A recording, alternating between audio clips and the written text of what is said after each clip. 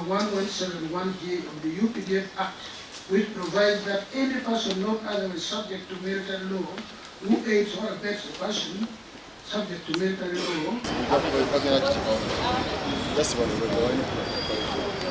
Olutalo luno lwatandikira wano ne Dr. Kizza Besigye mu mwaka gwa 2005.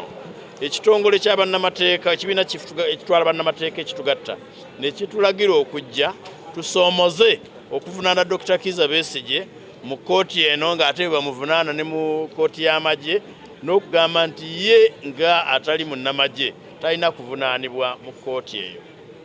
Ne tugenda mu maaso ku olwo ne tuwangula.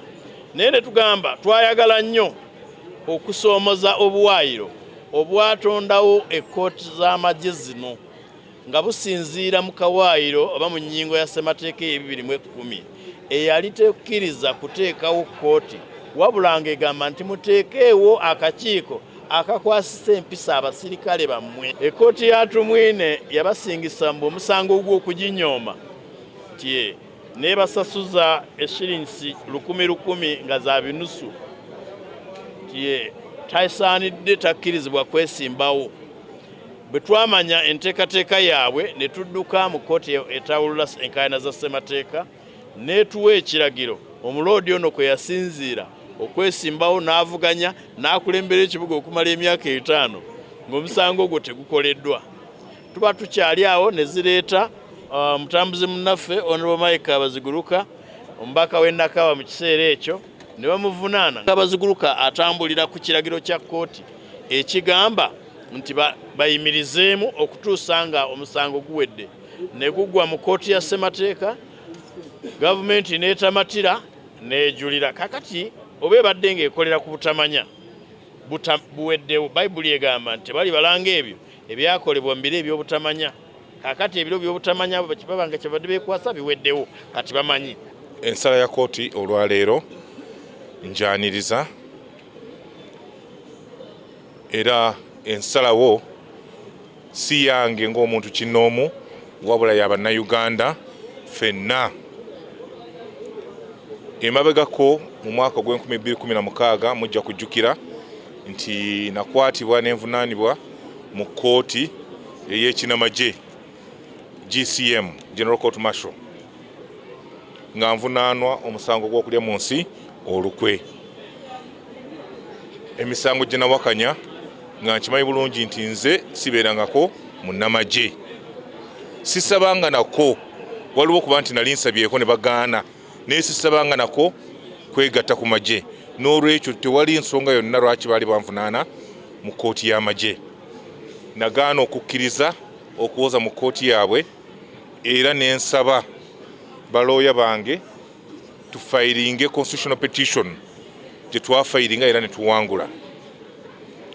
Gavumenti ng'eyita mu ssaabawaabi waayo yawakanya ensalawo ya Constitutional Court n'ejulira mu kkooti ensukulumu mu ggwanga lino, Supreme Court. Era olwaleero ndi musanyufu nti kkooti eno esaze omusango guno mu mazima n'obwenkanya ya kkooti eno era n'okwebaza kkooti olw'ensala eno gy'ewadde.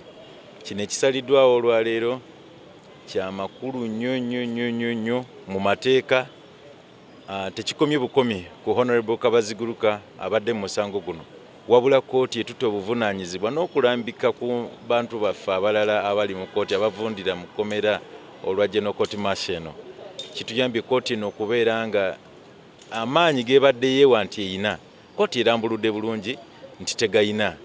So kino kigenda kuyambira ddala okulaba nga ekitiibwa kkooti kye yayina kikomawo. Sembayo okubeera mu General Court Martial, omusango bagwongerayo paka ng'ennaku z'omwezi 3 omwezi ogwokubiri ye Mande, era basuubira okudda okuwozesa Dr. Besigye ku Mande n'Obedi Lutale. Era ku Mande kkooti tegenda kutuula, teteekeddwa kutuula, teriyo. So kuba kati balangiridde nti kkooti terina buyinza. In fact kino bw'okitaputa kiraga nti kkooti eno bagisattuludde, kubanga etteeka lya UPDF erigiteekawo bagambye limenya mateeka obuwaayiro bwonna. Tulina political prisoners baffe nga NUP ababadde emyaka 4 n'okweyongerayo. Kakati juzi ne bongerako ne Dr. Kizza Besigye, Haji Obed Lutale, Council Aaron Kiza.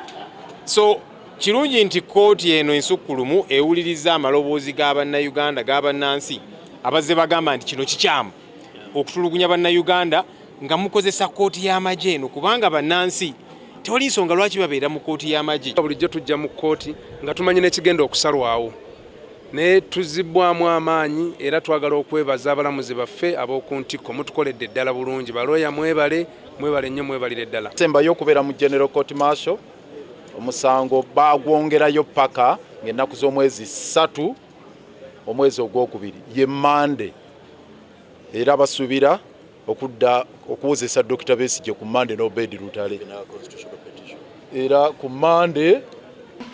In the commission of a service offence is constitutional, is hereby set aside.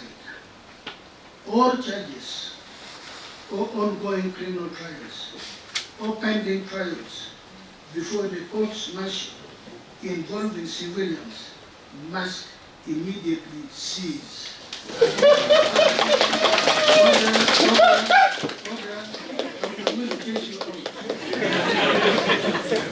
I said all charges or ongoing criminal trials or pending trials before the courts martial involving civilians must immediately cease and be transferred to the ordinary courts of law with competent jurisdiction.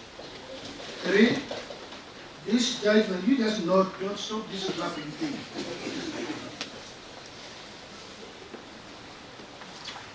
This judgment shall have no retrospective effect on any conviction made and sentences imposed prior to the date of this judgment, save where the conviction and sentence is being challenged in court of law. All pending trials or partly high criminal cases that fall under the civil law court's jurisdiction, which are against members of the UPDF who are subject to service law, must be transferred to the civil courts with competent jurisdiction.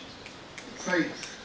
Save for the issue of the establishment of the General Court Martial as a court of law, this appeal fails and is hereby dismissed. The cross appeal is hereby allowed. The respondent is entitled to the cost of this appeal and in the Constitution.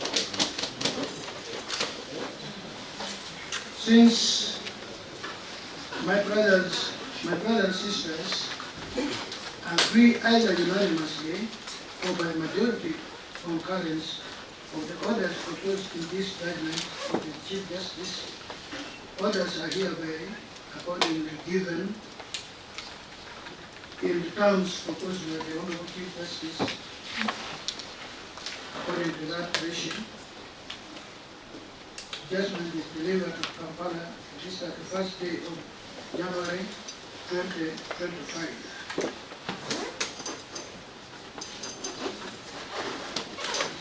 As I said, we intend to obey you the soft copies of the judgment by close of business